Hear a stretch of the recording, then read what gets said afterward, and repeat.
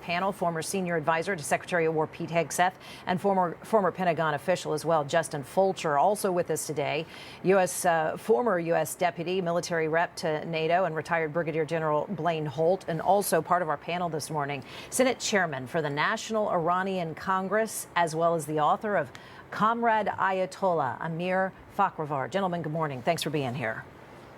Morning. Good to see you. So the vice president, we believe, will be leaving Washington. It's interesting, he's not on the plane quite yet, so we're watching that closely, but he'll be leading the negotiating team. There's some indication from the ground in Iran that they'll be sending leaders to show up to these peace talks as well. But intelligence out of Iran overnight is suggesting that the head of Iran's Revolutionary Guard Corps is now this de facto leader in Iran. He's the one responsible for closing the Strait of Hormuz just hours after Iran's political leaders had opened it a couple days ago. His name is Ahmed Vahidi. Justin, if he's now in charge, how does a hardliner at the negotiating table change things up? Well, I think on the one hand, having a hardliner at the table makes things more complicated for peace. That being said, a hardliner like him understands strength, and he's witnessed firsthand the American military might. And I think President Trump's comments have been very clear. If we don't reach a deal, continued kinetic action will follow. Amir, there has been a lot of reporting that there's been something of a struggle between Vahidi and Mohammad Ghalibaf. You heard Mike reporting on him. He was the one at the negotiating table 2 weeks ago. So how do you know who you're dealing with and who's really in charge? Thank you for having me, Shannon. And the guy you have been showing, it's not Ahmed Vahidi, it's another IRGC animals. But Vahidi is one of the craziest one, and I'm sure it's a civil war. I love President Trump. You know, the way with this negotiation game, he could create the civil war between the regime officials, let's say the reminders of regime officials. It's amazing to watch for us, for somebody like me who have been in this fight against the regime for the last 35 years of my life. I haven't seen such a thing.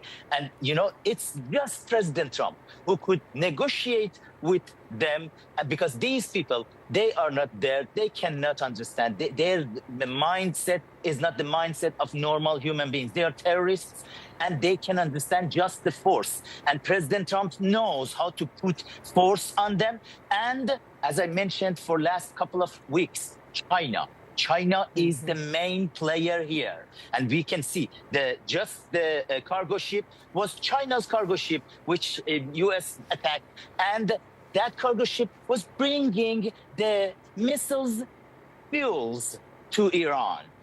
Yeah, General, let me jump down to that question, Q4 for our control room, if you will. We have a headline this morning. There are some questions. We don't know for sure, but there are some questions about that Iranian flagged ship that we commandeered. Our U.S. Marines are now in control of. The Journal is reporting that it was transporting items with potential military use. It was coming from a Chinese port, maybe raw ingredients for military weaponry. We don't know exactly quite yet. That's not clear. But what does this do to that cooperative diplomacy we heard just a couple of days ago out of Xi Jinping and the president? They're set to sit down in a few weeks. What do you think? Well, cooperative diplomacy is kind of an oxymoron sometimes, especially when it comes to China and the United States. So a very professional operation fueled by intelligence, stayed with them, showed great range, 6 hours. How about 3 68-pound shells to your engine room, and now we'll go ahead and commandeer the vessel. And so we know what was on the vessel, but that puts so much leverage into President Trump's hands as he goes into China to kind of lay down, this is the way the new deal is going to be, especially with Iran. You're going to be buying oil. You're just going to be doing it at retail, and you're going to stop funding a regime that we've essentially destroyed.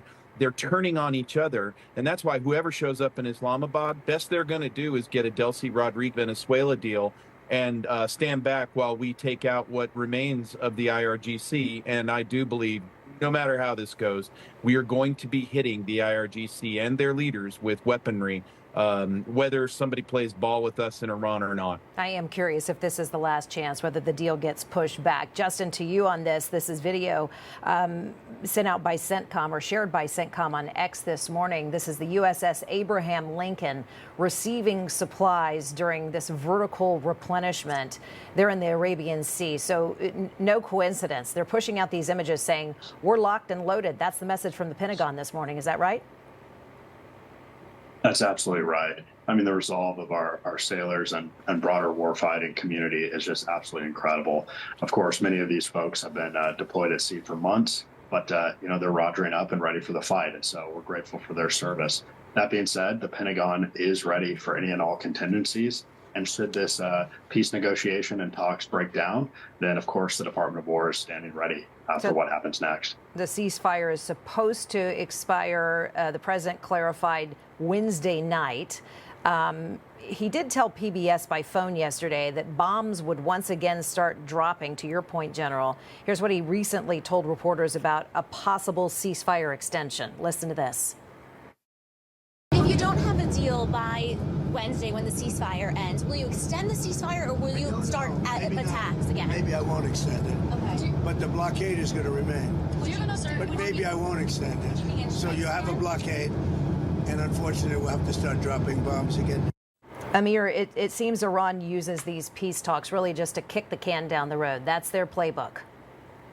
And that's the only playbook. And also it's China.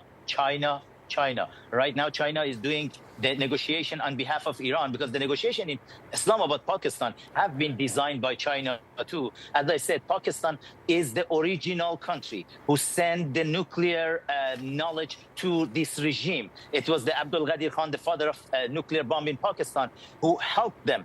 And then Pakistan is just acting on behalf of China in that negotiation. And China directly is talking with Saudi Arabia, with UAE, and with everybody else to tell them, no, we cannot lose Iran because China has the entire control of Iran. As I mentioned several times, right now, the headquarters of IRGC is operating from inside China's embassy in Tehran. I have the evidence about that. My team inside Iran, we have the evidence that the IRGC, because they knew they will get bombed by the United States and Israel everywhere, not in Chinese embassy or Russian embassy. Right now, they are operating from China's embassy. Please, President, I want to ask President Trump, we love him. Please don't go to China right now. It's not safe because those animals, the communists, the animals in China, they don't like you, President Trump. Your life is in danger. We'd love to see that evidence. Newsmax, just to be clear, has not independently verified those facts, but or those claims, but certainly would love to see the documentation you have on that, sir. We appreciate all of you, General. Before I let you go, Cuban leaders apparently hosted U.S. officials in Havana. I just have a couple of seconds left. Where do you see that headed? They're asking that the energy embargo be lifted. General, to you very quickly. Oh, that's easy, and I'll make it very quick. They want a Venezuela deal now. They've had enough. They're going to be given terms, and they're going to be told what to do. They'll get to stay in charge, but they're going to do just exactly what we say, and Cuba will once again come back to the world. General Blaine Holt. Thank you, sir. General Blaine Holt, Justin Fulcher, Amir Fakhravar. Gentlemen, thanks so much. Great.